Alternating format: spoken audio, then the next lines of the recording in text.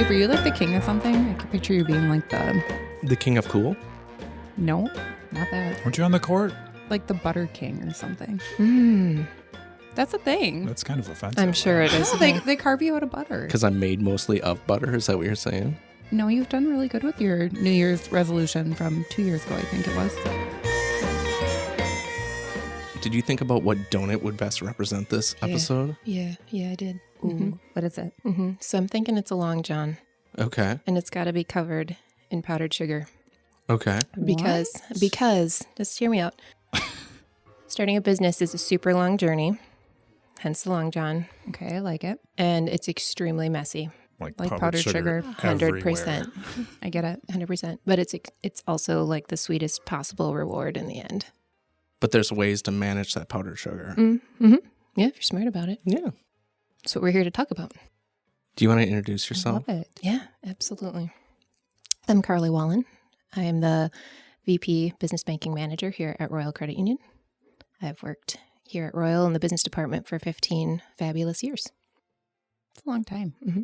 So let's get into, I have a great business idea. Where do I start? What do I do? So the easy part is having the idea and the creativity behind that idea and the drive to like put all of your energy and efforts into like, how can I bring this to life? What are my, what am I selling? What am I creating? Those are the fun things to be thinking about. I would say that there is not enough emphasis put on planning and creating a full business plan that creates, financial projections, because nobody decides to go into business because they're like, oh, I can't wait to balance the books and to, file taxes and do all those really fun adult type things, parts of the process. So planning is huge. Planning is very important, and not just planning the fun stuff, but taking a minute to think about what it's going to take to get yourself started and also balance your personal finances and create a livelihood, and what does the future look like? So there's a lot to it. There's a lot of planning. On the flip side of that, I'm one of those people who is all about the creative plan and thinking of it. But like you said, making a plan on how I'm going to work on my finances, and that all scares me. So it kind of holds me back. What would you say to that person to say, hey, maybe take these steps to get where you need to be before? It's so common. I think that's something that all entrepreneurs probably walk through, unless you're like a tax accountant and you're going into that business, then it's the easy. But you're like, oh yeah, this is I've got it made. cakewalk. Yeah.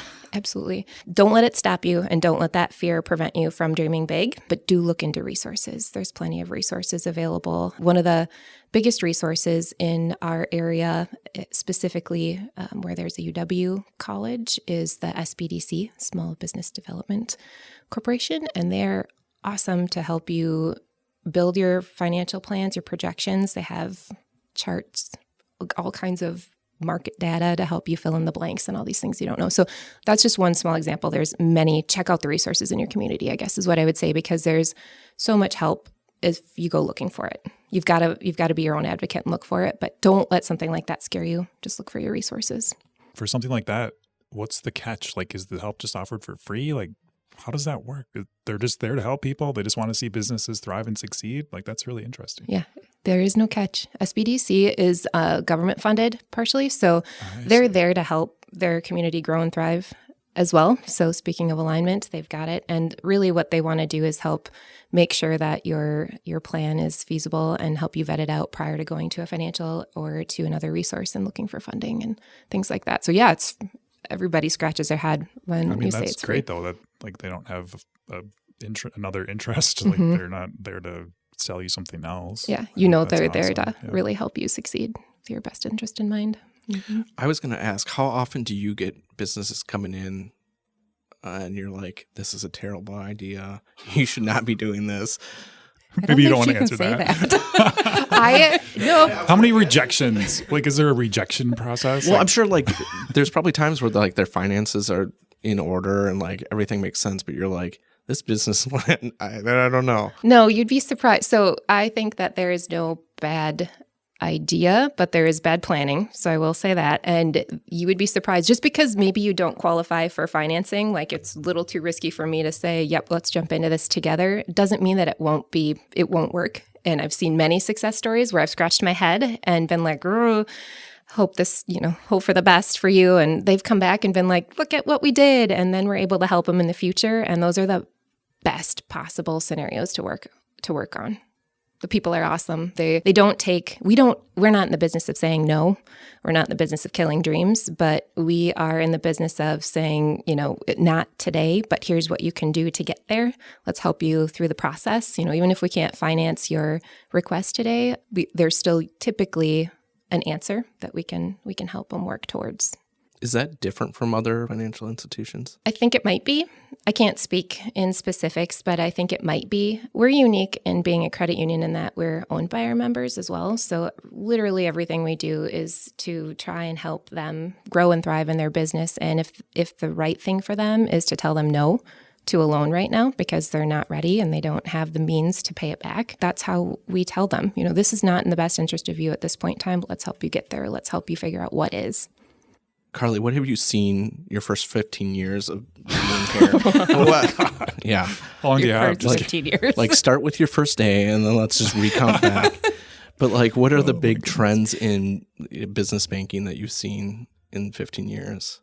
What kind of trends are we talking? Types of businesses? Sure. When I said trends, what came to mind? What are trends of business? Well, I guess from Royal's perspective, we've been doing business a long time, and we've been really heavily concentrated in business real estate. So investment properties, commercial properties, those types of things. And we've always served the small business owner as well, but we really put an emphasis on it back in, I think it was about 2017, 18, when we realized there was a niche there that there was a need for more assistance from a financial perspective for these entrepreneurs in our awesome communities. And we decided to branch out and create a position that specialized specifically in helping them with a small business banker. And that it worked, and we saw a great response. And we've got a pretty awesome community of entrepreneurs right here in Eau Claire. So it was a really great pilot area, and decided that it was something worth investing more into and created the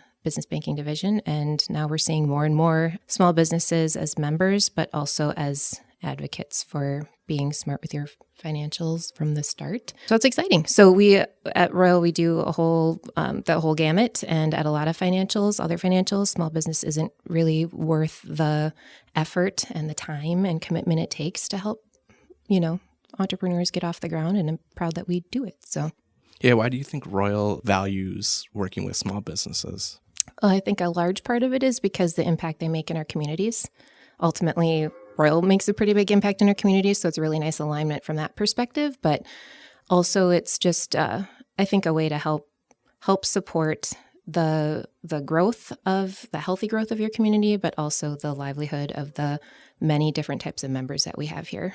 There's a large population of entrepreneurs in our membership. It's pretty awesome. I think really what got me interested in working with small businesses from a really early age, from 15 years ago when I started here, I was new to the community.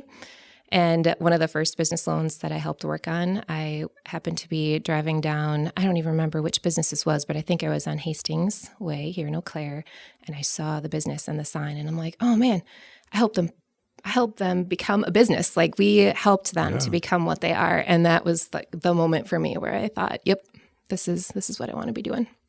On a side note, one of our coworkers asked me to take care of his plants while he was out of the office, and I was so nervous. It was Tony, who's a small business owner. And did you water them? Yes, but I don't know how often I should water them. And then some when days, the soil's dry. Some days, okay. Don't love them too much. Nothing subjective about that. Yeah, but don't give them too much water. Yeah, just a little. Like my Monstera plant right now, I didn't say that right. Oh, too much water, very upset. It takes a long time to recover if you overwater a plant. No pressure. Well, I came in and one of the plants, I hope he doesn't listen to it, was all the way droopy. And it was over the holiday break. And I was like, I got to add some water. Yeah. And then it came back and I was like, all right, we're good.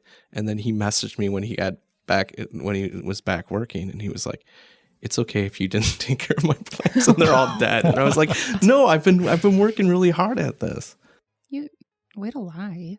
No, I was. They're fine. You waited for the plant to just shrivel up, and then you're like, ooh, I forgot I was supposed to take care of them. He was on vacation. What was he supposed to do? Yeah. I feel like there's a business idea inside all of this. Ooh. right? There's Yeah. a problem. How do we solve this They problem? have plant globes. Well, I was thinking of so yeah, this kind of ties into my business plan is I would be hired by other people to come in on vacation and take care of their plants. I feel like you need to build your skill set before you venture into that. Ooh, Maybe not a bad idea. I got to get a couple testimonials. facts. A couple quick names for you. Plant buddy, plant pal, your best plant friend. Okay, so here's something about names. It's one of the first things people think about with their business because that's fun, right? And then they neglect to go on their Secretary of State website and register for that name. Because a lot of times Does it have to be unique? Is that it has to not be somebody else's business name is the key, James. Yes. It does have to be unique. And yes, you have to register. So that's one of the first steps. Register your name, make sure that it is not taken. Spell it correctly on that website and save the paperwork because your financial is going to need it. And also, you're going to need an EIN. Yeah, what's an EIN? Enterprise identification number.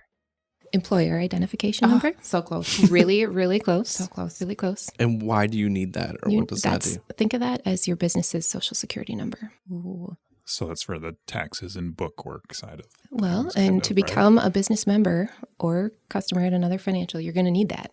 As far as structure, like how do you decide what structure you should use for your business? And then once you've decided that, like what are some of the steps you can take? Mm-hmm. You get proper counsel, not usually from your banker, but I mean, we have some information we can give you on what each structure means. But typically the types of structure are for tax purposes. So I would say get with your tax accountant, whoever prepares your taxes, or go to other entrepreneurs. That's another really great resource that people don't always think about. There's typically, like I mentioned here in Eau Claire, a really strong network of entrepreneurs and support for them. So lean on the mentors and ask the questions there. But typically it has to do with tax benefits or advantages as to how you set up your business to start with. And then get your EIN. Register first with the state to get your name, and then apply for your EIN with the IRS. Steve, do you have either of those with your For Plant Buddy? making business? I once set up a LLC, but then I didn't follow through on it. So So this is not Plant Buddy we're talking about. this is not Plant Buddy yet. Well, I'm curious to know, what is this LLC that we're talking about? He makes movies. Yeah, it was a video production company. Awesome. Yeah. Awesome. And I just didn't follow up there. And I never had an EIN, so Well, you don't always have to if you're going to do it under your own social security number. There are options there. Like coming from a family of small business owners, I'm so intrigued now because I want to be like, oh, did you, like, because both my parents, I grew up living on a small business, my aunt. Oh, that's exciting. What Yeah, kind of it businesses is. were they? Ooh, my mom's had a couple. She owned a pet boarding grooming facility for pretty much my whole life in Menominee. So she did that. She owned a bakery. So we had a commercial bakery in our basement, actually, which was pretty cool. And dangerous. Yes, so dangerous. My dad still owns a construction company, excavating, that kind of thing in Menominee. So he runs that. And then my aunt owns a bar restaurant in a tiny town. Man, So it's in your blood. it is. What are So you doing when- here? Yeah, I when are you know. starting your Yeah, business? I would love nothing more than to start my own business. It's just, I don't know, like the big idea yet. I've always wanted a coffee shop. Big dream. I'd love to start an organization for those coming out of correctional facilities to have housing and jobs and things like that. But That's a good idea. I know it's a problem that they face and I'd like to solve it. I don't know. I worry about talking about business ideas on this podcast.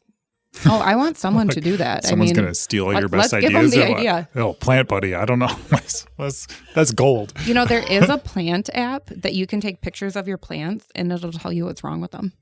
I think there's a reminder, just keeping reminders and oh, it's time to water your plant. Like there's an app for that too already. I They think. also have I feel like that was a cut at Steve. Like, hey, just set a reminder and Yeah. water the Well, plant. they have these, baked into your phone, Steve. or you can get the smart plant, the planters, okay, and they have a happy face when they're good and a sad face when they need water or something. See, I believe in tough love when it comes to plant. They do not. We've talked about my fiddle leaf fig. Doesn't Oh, respond those to are tough love. tricky. See, there some plants are high maintenance. Yes. Some are not. Like those, move them an inch to the right, they have a complete meltdown. Yep. Quarter life crisis. Can't deal. Quarter life crisis. It's true. But if you put them outside, in the right climate, those things get big. Enormous. Yeah, Mm-hmm. it's outstanding. Mm-hmm. I follow a lady who has a fiddle leaf fig farm. I slowly see this podcast turn into a Plant podcast. yes, a growing Because I have podcast. no self-control. I keep buying plants. Oh, I'm the same. I did not sign up for all this. I don't know why you guys are putting it on my shoulders, but I You're just the one that wants a plant business. no, I just saw the Got to need. get your hands dirty. Plant buddy. Right, buddy. So, what are some of the biggest hurdles that business owners face when starting a business, would you say? Is it the planning side of things again? No. No? No, because that's what they do all the time. You know, they're constantly thinking, brainstorming. I think one of the biggest obstacles really is funding. And that doesn't necessarily mean a loan. It just means where's the startup capital going to come from? How am I going to get this off the ground? Well, that's scary too, I think, you know, Super scary. being like, okay, I've got this money from Royal, but now it's got to work Yeah. to pay him back. So that's Yeah. And that time frame is tricky too, because typically you've got, you know, a 9-to-5 job that you're living on, you know, the income of that job. And when do you stop doing that to make your side hustle a full-time gig? That's a tough decision. And from our perspective as a business banker, the longer you can hang on to that reliable source of income, the better, because it's going to help you build up your starting capital. It's going to keep a reserve account for you. So if times get tough or the business doesn't take off as fast as you think it's going to, you're still safe and sound from a personal financial side of things. You know, you haven't thrown all of your eggs into the one basket. Why do you think it's important to have a trusted financial partner like Royal Credit Union when you're starting a business? It's extremely important to have an expert in your toolkit, because you're an expert in what your business is, and you're not an expert necessarily in what it takes to be financially sound and strong from the start. You'll get there, but to have a partner walk alongside you, especially in those beginning stages, to get you set with a good, strong financial foundation is extremely important for setting your business up, I think, for future success. So we know that, did you want to go first? maybe. So you Well, he just took it. I'm like, the floor is yours. You touched on the assistance that you offer. Like, I want to tie it back to, like, what is a day in the life of, or like, what does a typical consultation with a new potential business member look like? Like, is there a standard set of things that you do? Like, here's XYZ, like, let's go through this checklist, or is it really varied based on what the business is? That was almost my question. Good That's job. that's a really good question. It varies greatly. So we, I think I'll go through the gamut of the types of meetings that I have with business owners. How's that? Sounds good. Okay. So anybody from, so it's Labor Day weekend just passed, and my phone's ringing off the hook with folks who have been sitting around the campfire brainstorming these ideas and thinking like, yes, this is it. I got to figure out how to get the money for it. You know, that's the first question that they have. So then they come in and they're super excited about this idea. They're ready to jump in. And I'm like, okay, what are your long-term plans? What's your financial need? You know, give me the breakdown. And they're like, whoa, what do you mean? I want to do this, and this is a great idea. And don't you think that's a great idea? Yeah, it's a really great idea, but what supports it? You know, there's no plan in place. Let's figure out how to get there first. That's when we start talking about what it takes to make a good business plan. You know, forcing them to put their thoughts down on paper and put some thought into it is an extremely important step, because it's going to help you vet out, is this something I really want to do, first off? And second, it's going to help you to answer questions you didn't even know you had when you're forced to put it down on paper. So we get quite a few of those folks, and I love those conversations. And I don't know the percentage, but, you know, there's a certain percentage that don't come back because they realize like, oh, yeah, it sounded good, but now that it's on paper, maybe not so much. But then we get a few of those folks back with an application, or come back and say, hey, I was able to do this on my own. Look at where I'm at. Those are fun. We also have quite a few business meetings where it's a small business, but they're like looking to take the next step to grow. And those are really fun too in their own way, because they're successful and they feel like, yeah, I'm, you know, on the brink of really feeling comfortable, or like I've made it, you know, whatever they think that benchmark is. And we get to listen to what their future plans are and help them build and grow and, you know, catapult off of the platform they've built for themselves. So those are fun. also. But then there's also the meetings where they're in a bind. You know, they thought they had it figured out from the start. They were in it on their own, and they're coming into us for help to get them back into a good position. And those are fun puzzles to put together too, to be honest with you, and really rewarding in the end.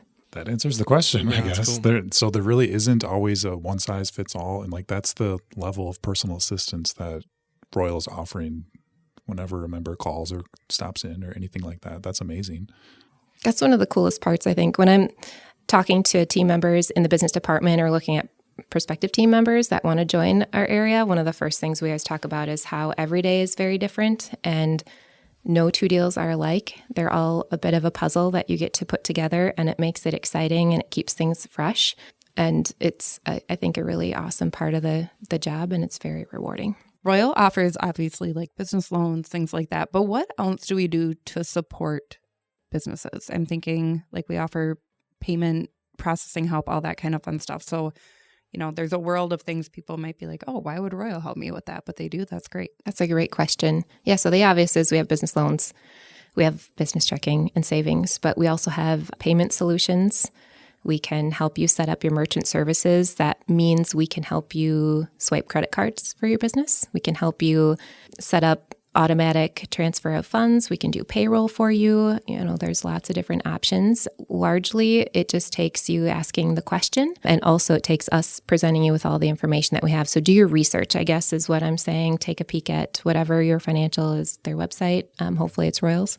And there is a long gamut of things that can be of assistance to you, even if you don't need funds, but you need a place to help you manage the ins and outs of your funds. Is there any certain products or services that Royal has that business owners are just not using that you're like, why aren't they using this? I don't know if there's any that they're not using, but if you were coming to me as a new business owner and wondering, where do I start? What product should I set myself up with first? There's definitely a couple I would highlight. And it doesn't need to be a loan. Absolutely not. But I would say that setting yourself up with a savings and a checking account, obviously right from the start, is good for two reasons. One is to keep your business financials or your business cash separate from your personal. There's many good reasons for you to be doing that. And the second reason is because you're setting up a great relationship from the very beginning with a financial institution so that they can get comfortable with how you're managing your cash as well. Because when you're a small business and you're looking to get funding at some point, we don't have a credit report that we can refer to for your small business. We don't know how you've managed your cash. We don't know how you're repaying your credit card debt unless it's with us, right? So for you to set something up with your financial from the very beginning and get some strong footing underneath you and prove yourself as a business who can manage their funds appropriately, that's going to speak pretty high to your one of the 5 C's of credit, your character and your ability to manage your money. Definitely get started from that point with a savings and a checking. But two products that get overlooked when you're first setting those up is setting up a quick cash, which for us is like your overdraft protection account to help prevent overdraft fees in your account. I mean, you're new to the whole business game. You've probably got some invoices that are starting to roll in. You're trying to keep your head above water. You're probably still working your 9-to-5 job. You've got some type of a family situation at home you're trying to be there for. And then here you are trying to manage your finances for the first time too. Protect yourself. There's no fee and there's no cost to you to have a quick cash put in place, but it's really awesome protection for you. So I think that gets overlooked. And then also I think the ease and flexibility of having a business credit card gets overlooked as well. It's so common for business owners to hear that having working capital accessible to them is very important, and that the way you should do that is with an operating line of credit. And that may be very true in some circumstances, but a credit card functions much the same way. And here at Royal, it's extremely low cost. There's no fee to open it up. There's no fee to have it in place. It functions just like a consumer credit card, really. So it's an easy transition for a small business owner to make, to have and manage a business credit card. So it's another really great way to form some history, some lending history with your financial too, for when that bigger ask comes in. Do our business credit cards have any rewards? Do they? Mm-hmm. Cool. Yeah, what are they? It's just like the personal card. Wow. Yeah, So yeah. plan for every dollar you spend. Mm-hmm. Get gift cards, all sorts of fun stuff. I love it. Mm-hmm. Yeah. What a perk. Yeah, absolutely. Is the process of qualifying for a business credit card less stringent than like a business line of credit or like working capital? Like, is it easier to get a business credit card than it is a regular loan? Yes. Interesting. Yes. Why? Yes, because so when we're looking at a credit card or a quick cash, the underwriting standards are very comparable to the consumer side. So we're looking at your personal credit score. So get your personal credit in good standing before you're looking for anything. So those are still tied to your personal credit score. Yeah. Yeah. That is a misconception. I'm glad you brought that up, James. So, I mean, from someone who knows almost nothing about business loans, then like business loans are vastly different than that consumer credit world. There's no credit score. There's like, how does a financial measure the risk involved, right? I think is there any light you can shine in that black box for us? Yeah, like, let me is shine. it really Let me just shine coming some and light. begging and saying like, here's all my records? Pleading your like, case. We do rely on personal credit scores. So I think that is a misconception of business owners. You know, I formed this LLC. I registered with the state. I have an EIN number. So I'm golden. You're just going to look at my business history, you know, my business financial history. And that's just simply not the case. For any owner of the business, 20% or more, they're signing on as a personal guarantee on the loan, which means that you are going to be held personally liable if your business isn't able to pay it back. And in doing so, that means we're going to be taking a look at your personal credit history and credit quality as well. Sure. Yeah. Really, a credit card application, though, for a business is very comparable to the consumer underwriting. It's pretty simple and painless process.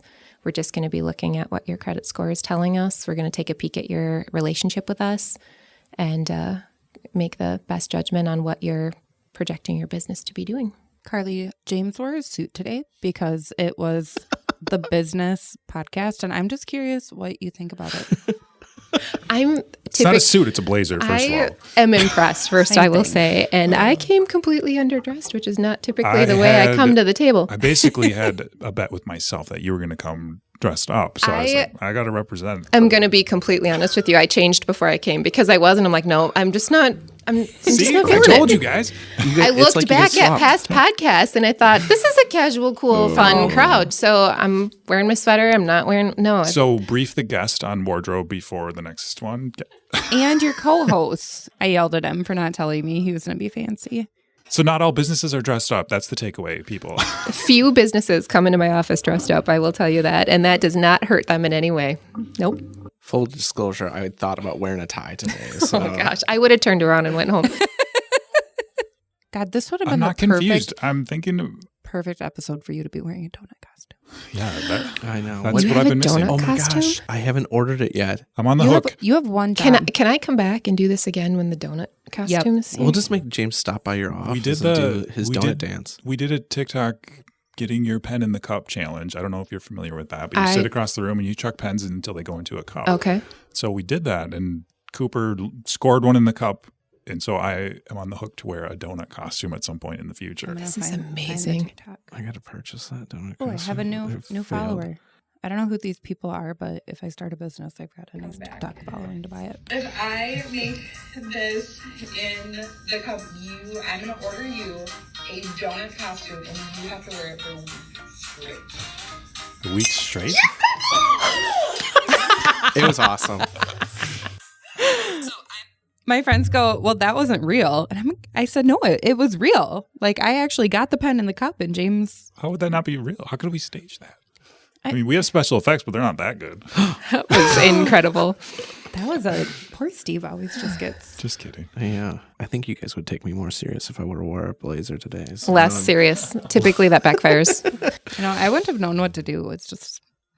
It doesn't matter what you're wearing. And when you come to a royal office, like, we're not stuffy. Like, it's not a suit and tie kind of place. Just show, like, come as you are. We're going to meet you where you are. And a lot of times that's literal. We love to come out to your businesses and see what you're doing, see where the magic is made. That's the best. So you do not house calls, but business calls? Well, like, lots of people's businesses start in their houses, James, That's but fair. not necessarily house calls. No, we do like to get out, and see our business owners in action. That's fun. Mm-hmm. What would you say about your business team overall? What kind of people are they? I think it takes a certain type of person to be a business banker. And I say that because we deal with a wide range of talent and experience in the members that we're, the types of businesses, the members that we're working with. And we, like I said, we meet them all where they're at, and we never know what the next inquiry on the phone is going to be or the next question is going to be. So they're all very agile and they are driven to do what's best for the member and just love getting out and seeing the different businesses in our community and asking how we can help. Do you guys want to hear a really good, like, feel-good story? Yeah. Okay, so my dad, small business owner, right? So he's had a really great business banker for years at a different financial. Well, his business banker came over to Royal, so took a new position here. My dad moved every single account he had to Royal Credit Union because of the impact that business banker had made in his business owning life, and that loyalty. And I think that's really cool. And has been, Royal saved him hundreds of thousands of dollars on products and stuff he had. But I just think that's really cool that he was so willing to move everything because of that business banker and, the relationship they had. It's pretty powerful to have somebody who's got your back when it comes to your business banking needs, knowing that they're there watching out for the best of you and not the best for the bank. And that's definitely something that sets Royal apart in this industry tenfold.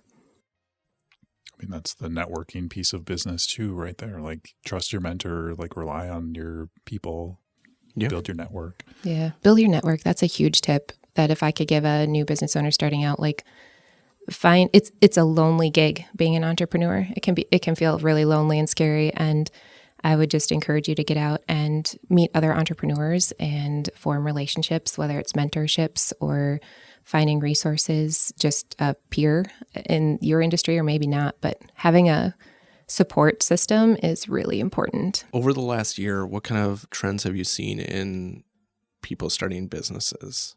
So the last 2 years have been really hard from a lot of different capacities, but I'm not going to say the C word, but we did a lot of financing for businesses who were struggling because they weren't able to operate as they typically would due to the pandemic. And I think the trend has been, we're here to help you however we can. And I think the feedback we've gotten from that has been pretty amazing. We didn't realize that Royal even helped small business owners. We gained a lot of membership just because of the visibility that program gave to us as being a resource and accessible to whether you're a brand new business or a struggling business. We want to be here to help you see this all through. And there's been a whole lot of success stories out of it. There's been some unfortunate stories as well. And I think that's just the way the world has gone in the last couple of years. But it's hard to see trends outside of the pandemic, to be honest with you, at this point in time. We're really looking forward to getting back some stability. There's been some successes in people pivoting to e-commerce. So maybe that's a trend that we've seen lately. How can I get my retail store, my brick and mortar business pivoted to survive this storm? And we've seen some creativity there from business owners for sure.